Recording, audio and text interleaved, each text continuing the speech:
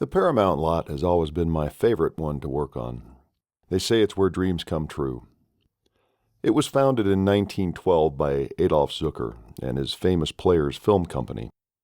In 1914, Cecil B. DeMille found his way to Paramount via Flagstaff, Arizona, on his way from New York. He was making the first really successful film of its time, called The Squaw Man. When he got to Flagstaff, Arizona, it started to snow. So he decided to keep heading west down the tracks until he ended up in Hollywood. And that's basically how it all started. Hollywood, that is. True story. Paramount is the oldest, longest continually operating studio in Hollywood. In 1926, they realized that they needed a security gate at the Bronson entrance, and the Bronson Gate was born. According to legend, the extra iron filigree on the top of the gate was added after crazed female fans of Rudolph Valentino overwhelmed security and climbed over the original unfortified gate.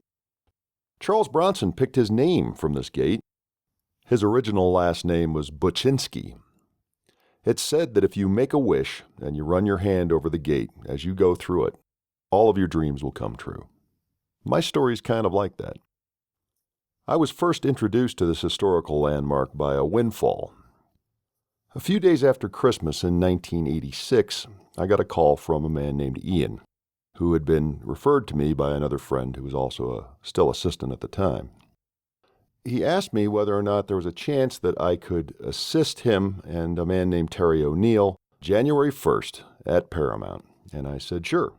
I'd only been assisting for a few months, and I had no idea what to expect.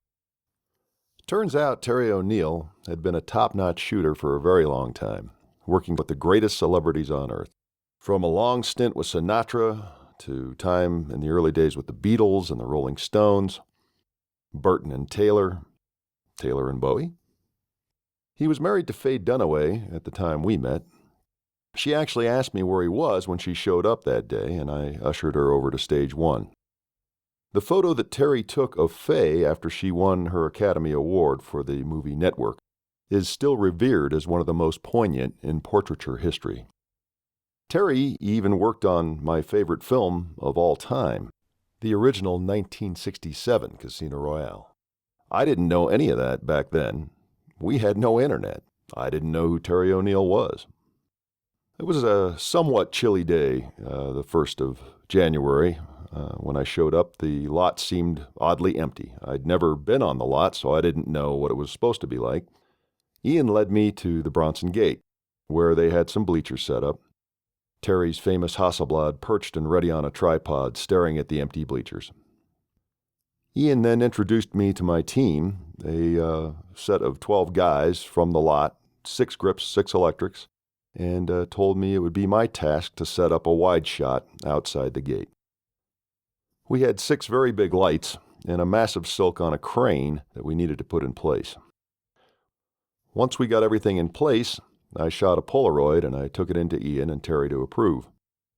They were on stage 1 doing some portrait shots of some celebrities that showed up. Lots of familiar faces in that room. I was in heaven, surrounded by movie stars for the first time. And they kept filtering in. It seemed to be a pretty big event we were about to do. At that point, I asked Ian, what are we up to? And he told me we were about to shoot Paramount's 75th anniversary photo, a group photo, 63 stars at the Paramount Gate for Life magazine. Well, I'd never ever seen anything like that, except long ago MGM had gathered all of its stars for a group photo, and we were about to make history. We waited for quite a while for the last 2 people to arrive. Eddie Murphy, who was some new up-and-coming star, and an older, more established star named Elizabeth Taylor. Liz was about 1 hour late. No one said a word. She was absolutely stunning in person, radiating. Eddie Murphy didn't show.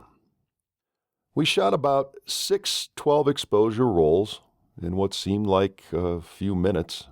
I'm figuring maybe 20 minutes at the most. And then all of the celebrities filtered back inside stage 1 to finish up the portrait shoots. I labeled the film, I took some notes, and we were done. That day pretty much set the bar for all of my assisting career to come. It was hard to top a day like that. The photo that we shot hangs today in the Dietrich building on the Paramount lot across from the commissary. Annie Leibovitz did a group shot again for the 95th anniversary. Oddly, I was working on stage 1 at the time, doing Nip Tuck. That day, I stopped by to say hi to her. I'd worked with her briefly back in the 80s. She got 3 days to do her version of the shoot. 1 day to set up the bleachers, another day with stand-ins, and then a day to actually shoot the celebrities. And this is what she got. I didn't really have the heart to tell her that we had done the one she was trying to compete with in less than 6 hours. Look for Terry O'Neill's most recent book, Terry O'Neill's Rock and Roll Album, packed with amazing photos from his stellar career. You can find it at finer bookstores and, of course, on Amazon. Outside of watching my daughters being born, I'd have to say that January 1st, 1987 might be one of the most amazing days I was ever lucky enough to witness. Thank you for letting me share this with you. This is Greg Hewitt saying, if you don't dream big, it can't come true. Thank you for watching.